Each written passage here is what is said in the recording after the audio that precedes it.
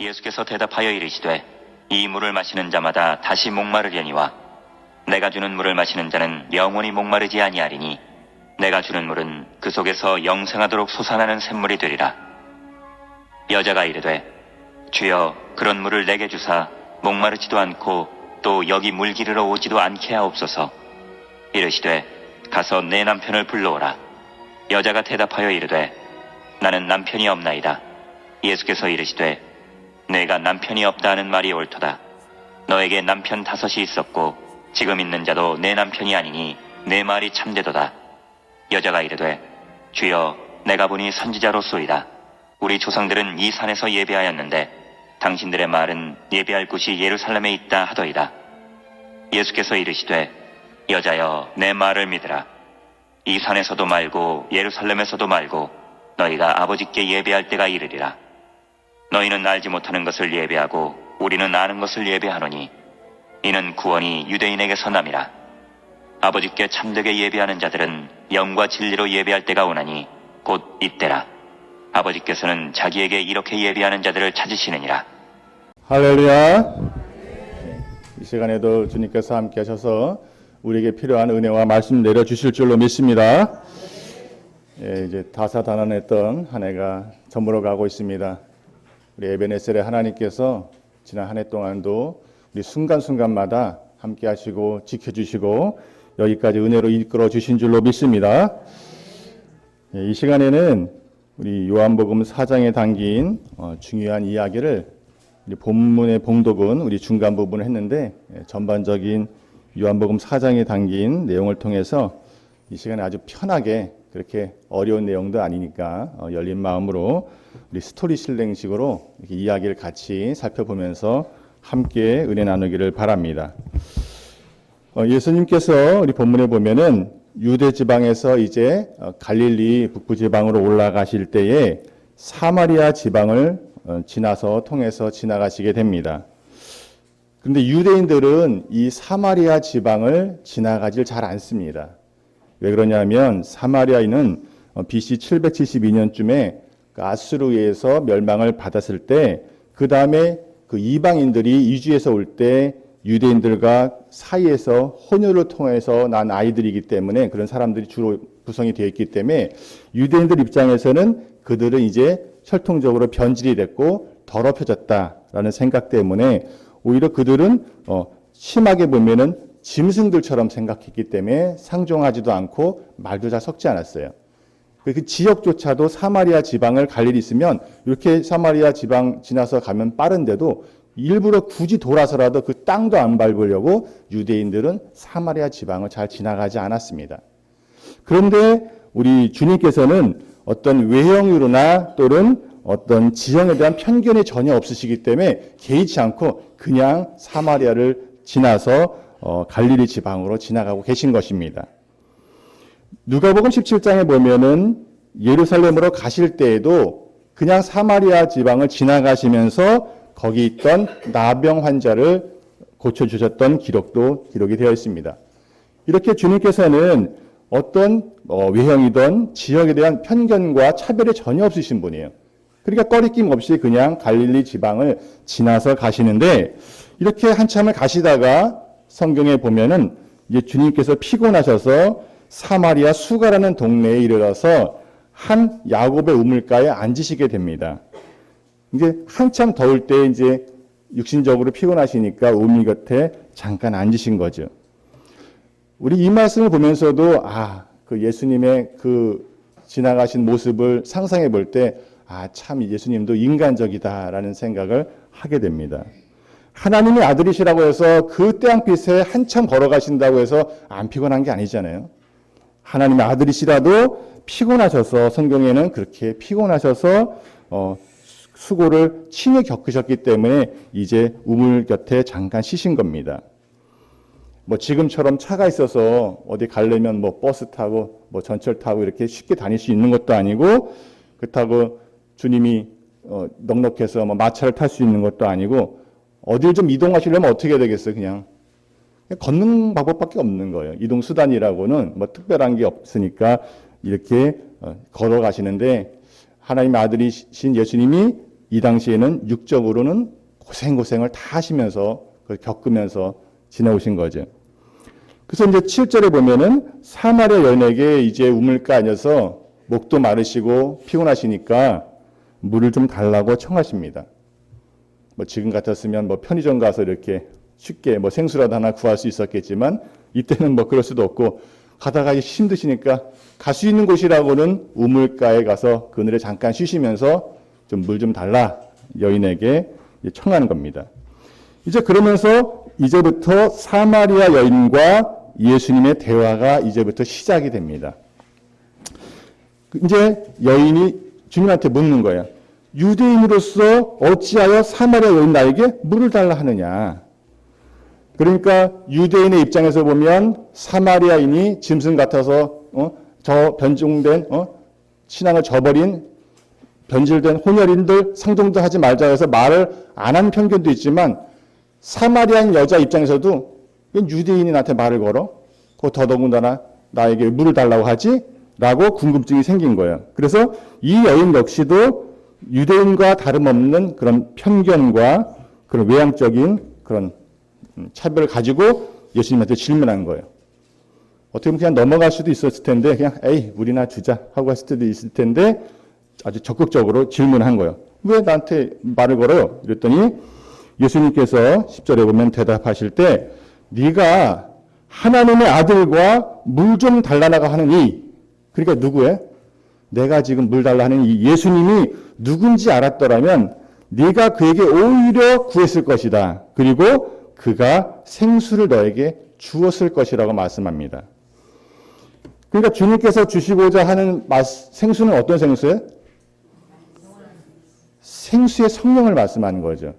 너는 내가 지금 너 물을 달라니까 너 이상한 눈빛으로 왜 물 달라냐고 질문하지. 그런데 네가 하나님의 선물이 뭔지를 알고 내가 지금 물 달라는 내가 누군지 알았더라면 오히려 네가 나한테 구했을 것이요 내가 생수의 성령을 너에게 부어줬을 텐데 라고 주님께서 말씀하신 거죠. 그런데 이 여인은 이 말씀이 생소하니까 상상도 못한 거예요. 그러니까 어떻게 생각했냐면 그냥 육적인 물로 생각한 거죠. 그래서 이 우물이 얼마나 깊은데 당신이 어디서 얻을 수 있겠습니까? 이 깊은 물에서 우물에서 당신이 야곱보다 더 큽니까? 라고 또 질문을 합니다. 그러니까 주님은 생수의 성령을 말씀하셨는데 이 여인은 아직까지 거기까지는 이르지 못한 거예요. 그러니까 이 깊은 물에서 당신이 어떻게 물을 얻을 수 있겠습니까? 뭐 당신이 야곱보다 큽니까? 라고 여인은 아직까지는 육적인 생수를 생각하고 영적으로는 아직 깨닫지 못한 거죠. 그래서 오늘 본문의 말씀이 이 여인에 대한 질문에 대한 대답으로부터 시작이 되는 겁니다. 예수께서 대답하여 이르시되 이 물을 마시는 자마다 다시 목마르느니와 내가 주는 물을 마시는 자는 영원히 목마르지 아니하리니 내가 주는 물은 그 속에서 영생하도록 솟아나는 샘물이 되리라. 할렐루야. 그러니까 가장 중요한 말씀, 생수의 성령에 대한 말씀을 이방 여인에게 주시는 거예요. 그러니까 내가 지금 너에게 주려는 물은 이 야곱의 물, 이 육적인 물을 말하는 것이 아니라 생수의 성령, 다시는 목마르지 않은 이 생수의 성령을 내가 너에게 주려는 것이라고 주님은 거듭적으로 다시 한번 설명을 해 주시는 거죠. 그런데 이 여인이 그게 무엇인지 깨달았나요? 아직 깨닫지 못했어요.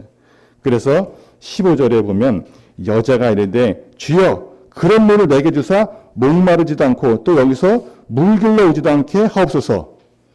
그러니까 주님은 영원한 그 생수의 성령을 너에게 주겠다고 약속을 하시는 말씀인데 이 여인의 입장에서는 야, 한 번 먹으면 다시 목 안 말라?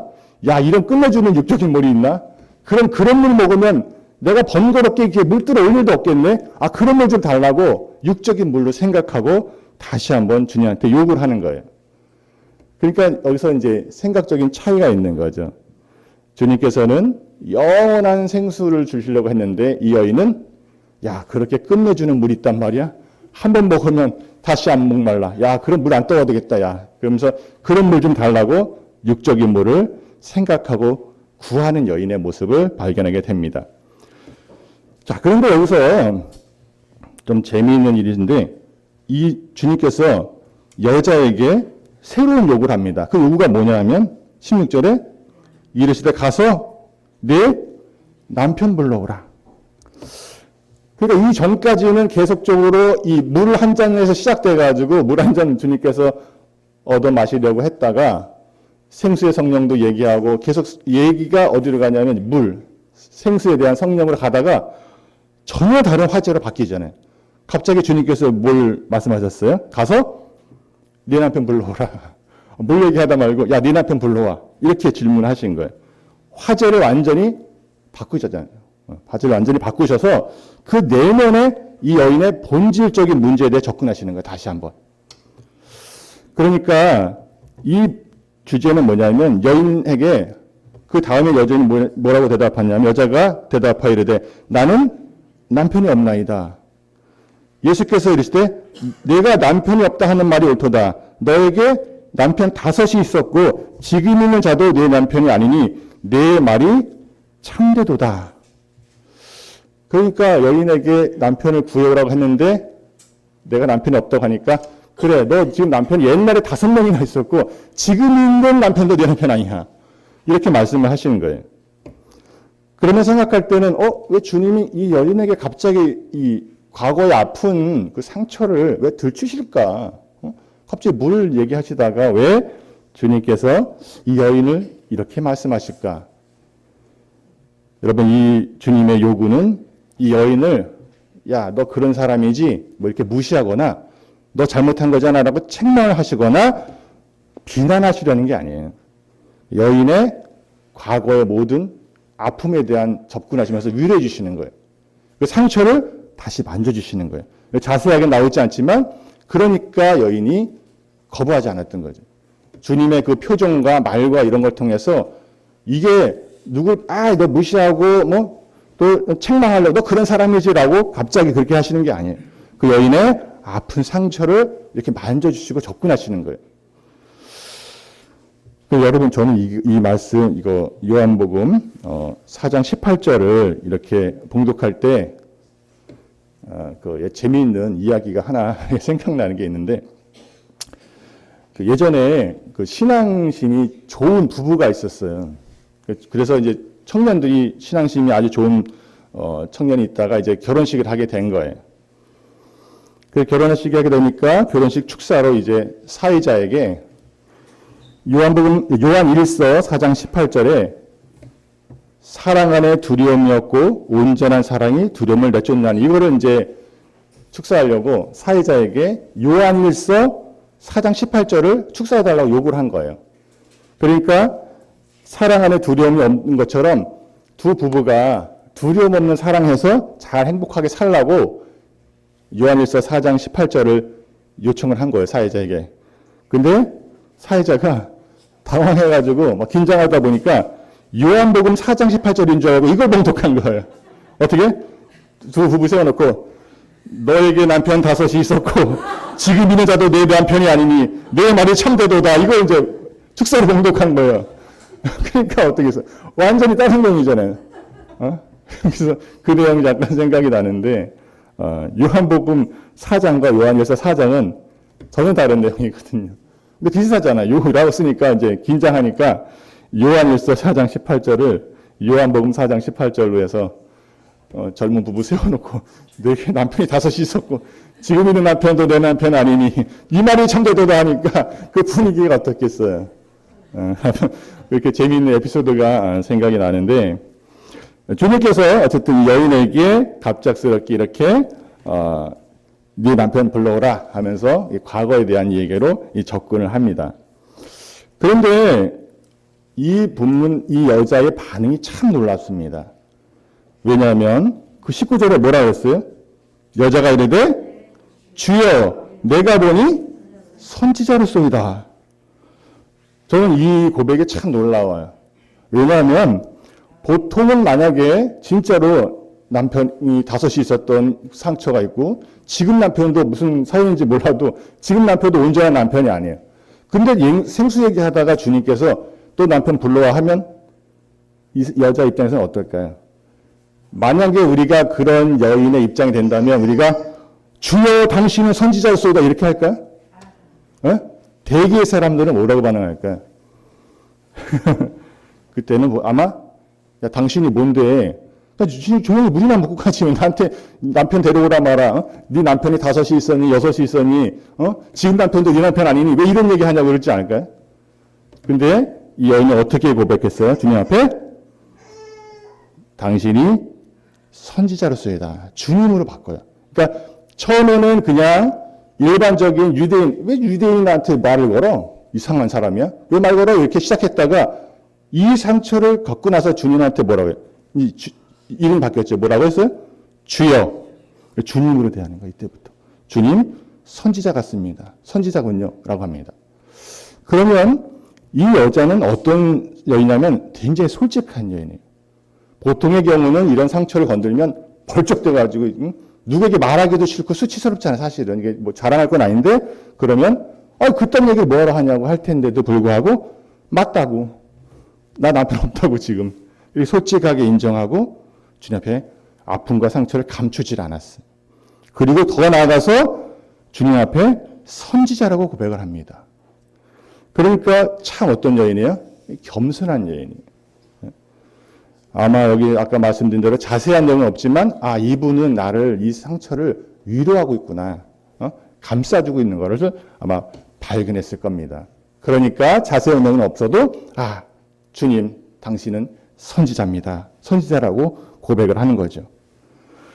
그런데 여러분 그 20절에 보면 우리 본문 봉독했는데 이렇게 고백한 이 마음의 자세가 된 여인에게 주님께서 새로운 말씀을 주시는데 이 질문이 또 나와요. 여자가 여기서 선지자입니다라고 하고 끝나는 게 아니라 우리 조상은 이 산에서 예배하였는데 당신들의 말은 예배할 곳이 예루살렘에 있다 하더이다라고 예배에 대한 질문을 드려요. 그러니까 처음에 물 얘기에서 점점 영적인 깊이가 들어가는 거예요. 가장 중요한 예배에 대한 얘기를 선지자로 인정하고 드리는 거예요. 그럼 예배는 어떻게 드리냐는 예배에 대한 질문을 한 거죠. 그랬더니 21절에 같이 마지막에 봉독했던 예수께서 이르시되 여자여 내 말을 믿으라. 이 산에서도 말고 예루살렘에서도 말고 너희가 아버지께 예배할 때가 이르리라. 너희는 알지 못하는 것을 예배하고 우리는 아는 것을 예배하노니 이는 구원이 유대인에게서 남이라. 아버지께 참되게 예배하는 자들은 무엇으로? 영과 진리로 예배할 때가 오나니 곧 이때라. 아버지께서는 자기에게 이렇게 예배하는 자들을 찾으시니라. 하나님은 영이시니 예배하는 자가 영과 진리로 예배할지니라. 할렐루야. 아멘. 여러분 이게 사실 조금 놀라운 일이에요. 왜냐하면 이 이방 여자가 주님을 선지자로 고백할 때 더 나아가서 예배에 대한 질문을 할 때 주님께서 예배에 대한 교훈을 가르치시는데 참 아이러니하게도 성경에는 다른 부분에서는 예배에 대한 가르침이 별로 없어요. 거의 없어요. 그러니까 예수님께서 어떻게 보면 예배는 가장 중요한 거잖아요. 가장 중요한 게 예배인데 주님은 이 예배에 대한 교훈을 누구에게 지금 주시고 있냐면 이방 여자에게 주시고 있다는 거예요. 사마리아 여인에게 그 중요한 예배의 가르침을 주신다는 거예요. 다른 부분에서 수시로 유대인들에게 했다면 그런데 다른 기록을 보면 예수님께서 공생애하는 가운데 예배에 대한 가르침을 주신 경우가 거의 없어요. 기록이 별로 없어요. 그런데 지금 이방 여인이 사마리아 여인에게 예배는 어떻게 드리는 거를 이방 여인에게 가르쳐주고 계시는 거예요. 지금. 어떻게? 영과 진리로 드려야 된다. 참된 예배라는 것은 이 산이고 저 산이고 예배, 이 산 저 산 그림 신사 중요한 게 아니라 외형과 장소 숫자가 중요한 게 아니라 영과 진리, 영과 지식, 영과 진리를 가지고 예배를 드려야 된다는 거예요. 네? 그게 참된 예배라는 거예요. 네? 그리고 그런 자들을 찾으시는 줄로 믿습니다. 네? 그 예배에 대한 가장 본질적인 부분을 딱 주님께서 가르쳐주신 거예요. 그런데 여러분 이게 계속적으로 발전해 나가는 게 이 여인이 이 주에 그리스도냐고 물어보니까 예수님께서 26절에 본인이 그리스도라고 말씀하세요. 근데 유대 지방 다닐 때는 어떻게 했어요? 기적을 행하시거나 사람들이 막 모이면 어떻게 했어요? 경계하셨어요, 경계. 내가 말하지 말라. 아직 때가 이르지 않으니까 말하지 말라고 했는데 이 여인에게는, 이방 여인에게는 내가 그리스도라고 말씀하세요. 참 아이러니하죠. 근데 더 놀라운 건 뭐냐면 이게 사실은 이게 자꾸 그 장면을 저는 이제 영화 보듯이 그냥 하나하나를 이렇게 감독 같은 마음으로 이렇게 눈앞에서 이렇게 그리면서 따라가 봤더니 여자가 예수님이라는 말씀을 딱 듣고 나서 어떻게 했냐면 28절에 보면 여자가 물동이를 버려두고 동네에 들어가서 사람에게 이르니라. 그러니까 이 여인에게는 물동이가 어때? 굉장히 중요하잖아요. 왜냐하면 지금처럼 뭐 수도 틀면 물이 나오는 시대가 아니기 때문에 이 물동이는 굉장히 중요해. 그냥 그걸 해야 이제 물도 마시고 다 뭐 일도 하기 때문에 물동이 중요한데 이거 어떻게 했어요? 성경에는 버려줬어. 왜? 더 중요한 게 있거든요. 아멘? 더 중요한 예수님을 만나니까 물동이가 중요한 게 아니에요. 지금 왜? 예수님을 증거해야 되겠거든요. 그래서 사람들에게 와서 보라라고 말해. 와서 보라 하고 예수님을 그리스도로 증거하게 됩니다. 그러니까 물 한 잔에서 시작해서 계속적으로 영적인 깊이로 가다가 주님이 그리스도라고 하시는 고백을 듣고 나서는 물동이를 버려두고 마을로 막 달려가. 왜냐하면 그전에는 자기가 그래도 무슨 사연이 있어서 남편이 5이 있었고 지금도 그러니까 사람들에게 평이 어떻겠어요? 좋았을까요? 좋을 수가 없잖아요. 그렇죠? 그러니까 사람들하고 잘 어울리지 못하고 혼자 이제 물들어 온 거야. 이렇게 잘. 근데 예수님 만나고 나니까 더 중요하니까 어떻게 했어요? 그들에게 이면체면 없이 막 증거하기 시작하는 거예요. 열정을 가지고. 그러니까 처음에는 그래서 이 여인이 그렇게 열정적으로 물동이 팽개치고 막 달려가서 막 증거하니까 그 열정으로 처음에는 여자의 증언으로 그 동네에 많은 사마리아인들이 예수님을 믿게 됩니다. 예수님의 증거로. 그런데 41절에 보면 다 사람들을 이제 여자들이 가서 모았을 거 아니에요, 이렇게. 사람들을 이제 증거해서 예수님 앞으로 불러서 이제 모아서 예수님이 이제 모아놓고 며칠을 계셔요. 원래 계획보다. 왜냐하면 사람들이 모였으니까 말씀을 증거해 주신 거예요. 그러면서 이제 41절에 보면 예수님의 말씀으로 말미암아 치유 듣고 믿는 자가 많아지게 됩니다. 할렐루야. 처음에는 이 여자인의 열정으로 인해서 사람들이 모이기 시작했는데 이제 모인 사람들이 며칠 동안 예수님의 말씀을 직접 듣다 보니까 이제는 여인의 말씀이 아니라 누구? 예수님의 말씀으로 말미암아서 듣는 자가 많아지게 됐다고 성경은 기록하고 있습니다. 그래서 이 여인의 열정으로 인해서 이방 나라였지만 이방 사마리아에 복음의 씨앗이 뿌려지는 계기가 된 줄로 믿습니다. 네. 우리 찬양 한 장 불러볼게요. 찬송가 502장. 우리도 이런 여인의 마음을 가지고 찬송가 502장 우리 같이 한번 불러보겠습니다.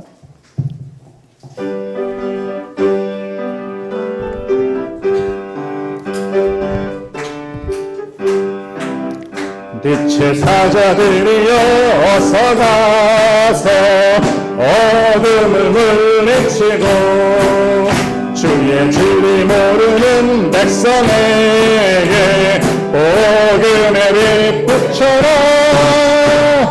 빛의 사자들이여 복음의 빛 비춰라. 새로운 마음 밝게 비춰라. 빛의 사자들이여 사냥 사역 위하여 힘을 내라. 주 함께 하시겠냐면 크신 사랑을 전파하며 복음의 빛 비춰라.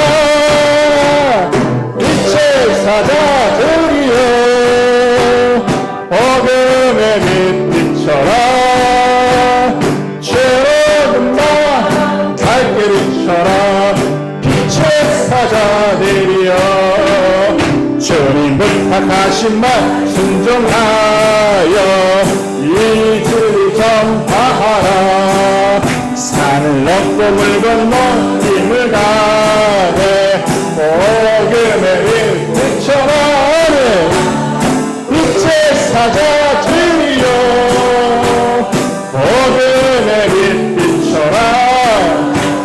새로운 마음 밝게 비춰라. 사자들이여 할렐루야. 동서남북 어디나 땅끝까지 주의 나불러 못 보는 백성에게 복음의 빛처럼 빛의 사자들이여 복음의 빛처럼 죄로운 나 밝게 비춰라 빛의 사자들이여. 할렐루야. 예, 오늘 제목이 우물가의 여인처럼이란 제목을 통해서 은혜를 나누고 있는데, 우리 한국 역사에도 이 우물가의 여인 하면 생각나는 그런 어떤 설화가 있죠. 호랑이 사냥을 하던 이성계가 이제 막 사냥하다가 목이 마르니까 한 우물가에 가서 한 여인에게, 저자에게 물 좀 달라는 한 그 이야기가 있어요. 그랬더니 이 여자가 이성계에게 물을 어떻게 줬어요? 이건 너무 흔한 이야기죠. 물을 그냥 대충 준 게 아니라 어떻게 해서 그 안에다가 버들잎 하나 이렇게 넣어가지고 줬다는 일화 많이 들어보셨죠? 예. 왜냐하면 이 처음에 이성계가 이 뭐하는 짓이야 이거 이랬더니 알고 보니까 왜 그런 거야 그게? 예, 막 그래요. 막 더울 때 우리 물 먹고 체한다는 말도 있잖아요. 그 찬 냉수 벌컥벌컥 먹으면 체할 것 같으니까 좀 불면서 좀 천천히 먹으라고 이렇게 한 거잖아요, 그렇죠? 그래서 그 사연을 알고 나서 어떻게 했어? 이성계가 그 여인을 아내로 삼죠. 그 지혜에 감동해서. 물론 이게 이성계도 이런 이야기가 있는데 이게 고려 태조 왕건도 비슷한 설화가 있어요.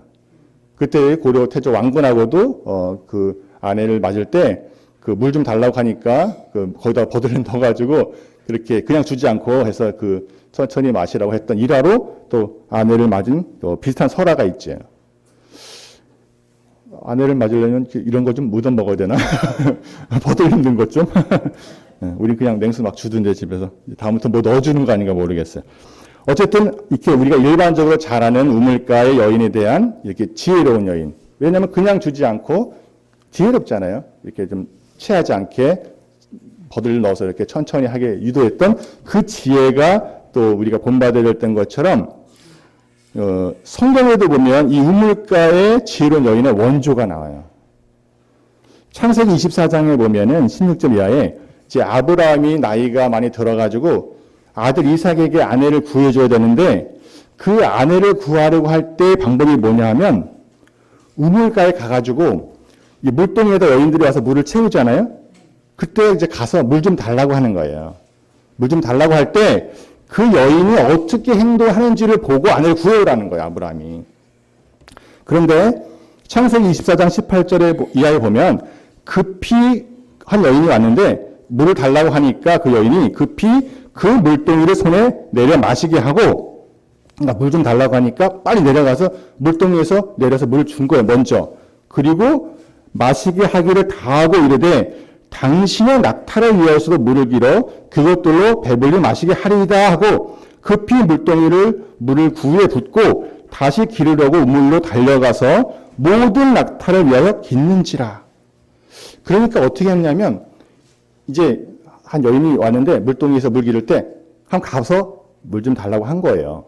그랬는데 물 달라고 하니까 어떻게 하냐면 급히 그 물동에서 빨리 줬어요. 목마르겠구나 하고 준 다음에 거기서 끝난 게 아니야. 그래서 어떻게 했어? 그 다음에 마시기를 다 하고 낙타를 위해서도 물 줘야겠다고 하고 달려갔어. 급히 달려가서 지금 있던 거 남은 거를 그 낙타 물 구이에다 부어놓고 모자랄 것 같으니까 막 또 달려간 거야. 급히 달려가서 또 채우다가 계속 부어가지고 같이 왔던 낙타들도 다 목마르게 갈증을 해결할 수 있도록 했다는 거예요. 그러니까 이 사람은 어때요? 아까 그 나뭇잎 있는 사람은 그 사람을 보고 했지만 이 수준은 그 수준보다 더 높은 수준이에요. 왜냐하면 이 시야가 이 사람 목마른 뿐만 아니라 모두 봤다는 얘기예요. 그 옆에 모든 생명까지 다 귀하게 봤다는 거예요. 그러니까 이게 여전히 이게 쉬운 게 아니잖아요. 뭐 낙타는 또 물도 많이 먹어요. 사람은 그냥 이거 하나만 주면 되지만 그릇 하나면 사람들은 끝이잖아요. 낙타는 이게 혹도 있고 여러 마리를 먹이려면 물이 엄청 많이 필요하단 말이에요.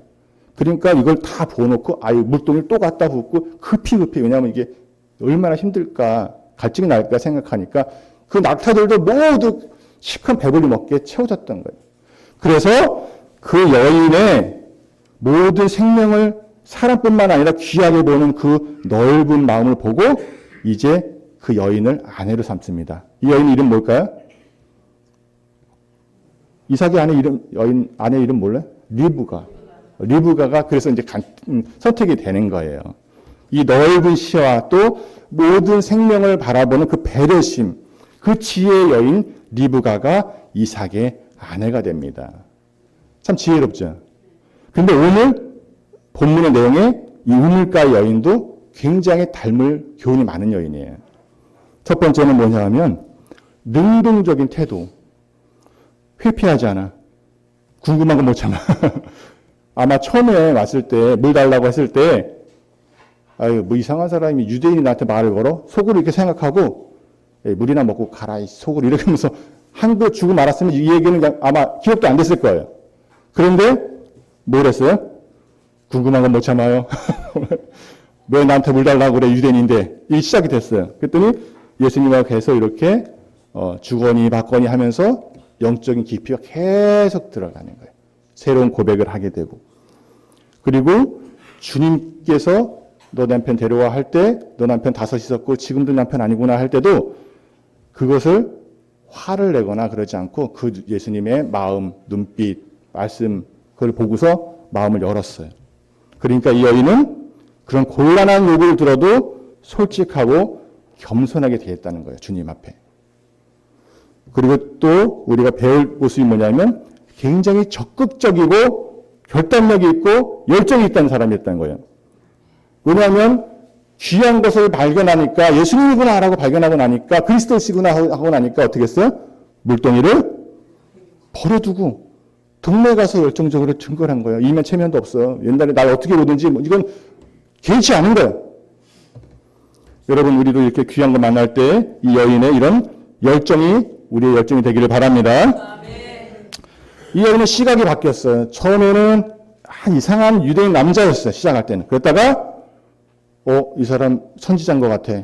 선지자로서이다 하다가 그리스도구나 라고까지 가니까 어떻게 했어요? 그 다음부터는 열정적으로 주님을 증거하게 된 거죠. 여러분 추진력 있고 열정 있고 열심 있는 사람을 통해서 역사가 일어나는 것을 기억하시길 바랍니다. 아멘. 열정 있는 사람을 통해서 하나님 역사가 이루어지는 거예요. 아무리 귀한 걸 만나도 그냥 다 묻어버리고 가치 있게 생각하지 않은 사람을 통해서는 역사가 일어나지 않아요. 하나님의 역사는 항상 추진력이 있고 열정이 있고 열심히 있는 사람을 통해서 진행된다는 것을 기억하시길 바랍니다. 그 열정은 약함을 이기는 줄로 믿습니다. 예수님 앞에서는 그가 어떤 지역 사람이든 어떤 이영감이든 그 장벽과 편견과 차별이 전혀 없어요. 주님은 그 사람이 뭐 이방인이든 뭐든 뭐 아프리카든 뭐 어느 지역에 살든 그게 전혀 관계치 않다는 거예요. 주님 앞에는. 그 편견이 없으신 분이 바로 주님이에요. 그리고 그가 가졌던 과거의 상처 단점은 주님이 쓰시려고 할 때는 그 손에서는 전혀 문제가 되지 않는다는 것을 기억하시길 바랍니다. 비록 사마리아 여인이라도 여자라도 사람들은 짐승만도 못하게 보는 사마리아인이라도 여자라도 사람들이 비난하는 남편이 5이 넘게 있는 여자라 할지라도 주님께서 역사하실 때는 그게 문제되지 않는다는 거예요. 주님은 약점을 뛰어넘어서 우리의 장점을 이끌어서 역사하신 줄로 믿습니다. 네, 마지막으로 우리에게도 각자 약점이 있겠죠. 그렇죠? 사마리아 여인 같지는 않다 할지라도 우리가 5번 이상 결혼하기는 좀 쉽지 않지만 각자가 나는 이게 참 연약한 부분이구나. 난 이런 부분이 참 부끄럽다 주님 앞에. 이게 나의 단점이야. 라는 게 있을지라도 주님은 비록 사마리아이든 사람들이 어떻게 생각하든 상관없어요. 그가 열정이 있고 주님 앞에 솔직하고 겸손한 사람이라면 주님 앞에 손에 쓰임 받을 때는 아무런 장애가 되지 않는다는 것을 기억하시기 바랍니다. 그래서 우리도 항상 주님 앞에 우리도 연약하지만 주님 앞에 손에 이끌려서 귀하게 쓰임받는 우리 모두가 되기를 바라면서 오늘의 말씀을 마치도록 하겠습니다. 자, 기도하겠습니다. 약점을 뛰어넘는 장점을 이끌어서 역사하시는 생명의 주님 감사합니다. 오늘도 귀한 말씀 속에서 은혜를 나누게 허락하심을 진심으로 감사를 드립나이다. 늘 우리의 삶이 주님 앞에 솔직하고 겸손하게 살아가는 삶이 될 수 있도록 붙들어 주시옵소서. 주님을 열정적으로 전도하는 우리 아름다운 삶이 되게 도와주시옵소서. 연약한 우리라도 주님의 손에 이끌려서 귀하게 쓰임받는 우리 모두가 되기를 바라면서 우리 주 예수님의 이름으로 기도하옵나이다.